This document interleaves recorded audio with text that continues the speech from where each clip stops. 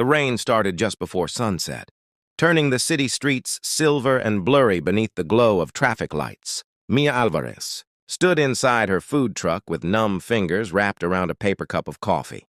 She no longer had time to drink. Steam fogged the small service window while the scent of grilled onions and garlic filled the cramped space around her. Outside, people hurried past with coats pulled tight, too busy to notice the girl inside the old blue truck parked beside the office district. Most nights, she blended into the background of the city, and honestly, that was fine with her. Invisible people survived longer. 2 cheesesteaks. Extra peppers? Coming up, Mia called, forcing energy into her tired voice. She moved quickly despite the ache in her back. She had been awake since 4 in the morning, shopping for ingredients before sunrise because wholesale prices were cheaper then. Every dollar mattered. Rent mattered. Gas mattered. Her younger brother's asthma medication mattered most of all. At 26, Mia had learned how to stretch exhaustion into survival.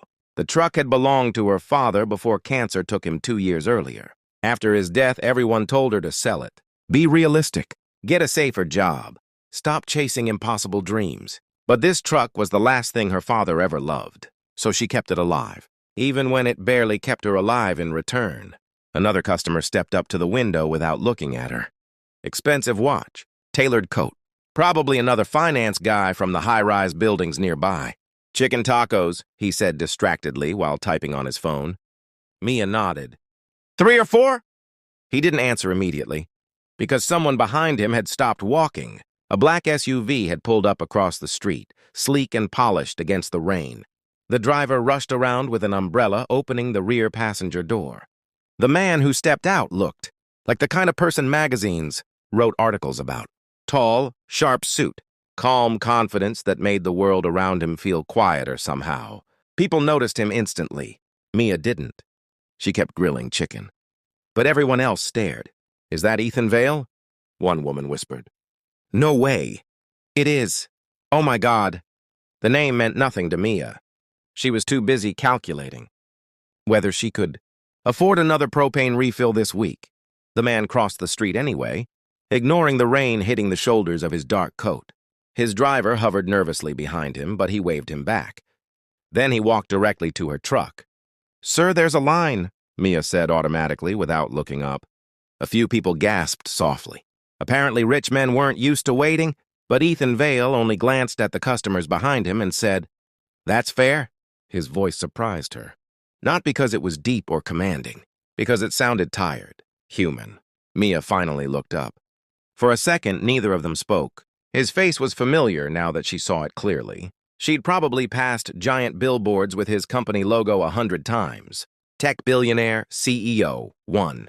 Of those men who owned buildings instead of renting, apartments inside them. Yet standing there in the rain, he looked strangely out of place, like someone carrying something heavy no one else could see. What can I get you? She asked. Whatever's your favorite. She almost rolled her eyes. Rich people loved saying things like that. Still, she made him her father's old recipe. Steak sandwich, caramelized onions, smoked cheese, toasted bread brushed with garlic butter. When she handed it over, Ethan took one bite and went completely still. Not dramatic. Not performative. Just still. Something shifted in his expression so quickly it almost hurt to witness. You okay? Mia asked cautiously. He swallowed hard before answering. This tastes exactly like something my mother used to make. The noise of the city seemed to fade around them. Mia suddenly noticed how exhausted he looked up close, the faint shadows beneath his eyes, the stiffness in his posture, the kind of loneliness money couldn't disguise. My mom cooked, he added quietly, before she died. Oh, Mia softened immediately. I'm sorry. He nodded once, staring down at the sandwich like it held a memory instead of food. Then his phone rang. The moment shattered. Ethan glanced at the screen with visible irritation before answering. What? His entire expression hardened during the call. Cold, controlled, untouchable. Mia watched the transformation happen in seconds. By the time he hung up, the softness was gone. How much? He asked. $12. He handed her 100. I don't have change for... Keep it. Mia immediately pushed the bill back toward him. No. That caught him off guard. No. You bought a sandwich, not the truck. Something flickered in his eyes. Amusement, maybe, or respect. Most people around him probably accepted whatever money he offered without hesitation. You sure? He asked. Yes. For the first time that evening, Ethan Vale smiled. It wasn't flashy. It was small, real, and unexpectedly warm. Then he took the correct change from his wallet, thanked her, and walked back into the rain. Mia forgot about him by midnight. Life didn't leave room for fantasies. The next morning, her truck wouldn't start. She sat behind the steering wheel in silence after the third failed attempt. Panic slowly rising in her chest. No, no, no. She hit the ignition again. Nothing. Her savings account contained $214. Her rent was due in 6 days, and her brother Diego needed new inhalers before Friday. Mia closed her eyes tightly, fighting the urge to cry. People romanticized hardworking women until they saw the bills. Piling up behind the determination, a knock startled her. She looked up. A man in a gray suit stood outside the truck. I'm looking for Mia Alvarez. That's me. He handed her an envelope. This was left for you. Before she could ask anything else, he walked away. Inside the envelope was a business card. Ethan Vale, CEO of Vale Dynamics. Written beneath the name was a short message. Your truck deserves a second chance, too. Confused, Mia stepped outside. That's when she saw it. Parked beside the curb was her food truck. Not broken. Restored. Fresh paint. New tires. Repaired windows. Even the faded sign her father had hand-painted years ago had been carefully preserved. Mia stared at it in complete disbelief. A mechanic approached with a clipboard. Engines fully rebuilt. Brakes replaced too. What? The gentleman said not to mention costs. Her throat tightened instantly. No, I can't accept this. He already paid. But why? The mechanic shrugged. Said kindness should return to the people who give it away. Mia stood frozen as morning traffic rushed around her. Nobody had ever helped her without expecting something back. Not since her father died. Her hands trembled as she dialed the number on the card. Ethan answered immediately. You fixed my truck. I repaired your truck, he corrected gently. You fixed something else. I don't understand. There was a pause on the line. Then his voice lowered. Yesterday was the anniversary of my mother's death. Mia's anger dissolved instantly. I had meetings all day, investors, reporters, people congratulating me for becoming richer than I already was. He exhaled softly.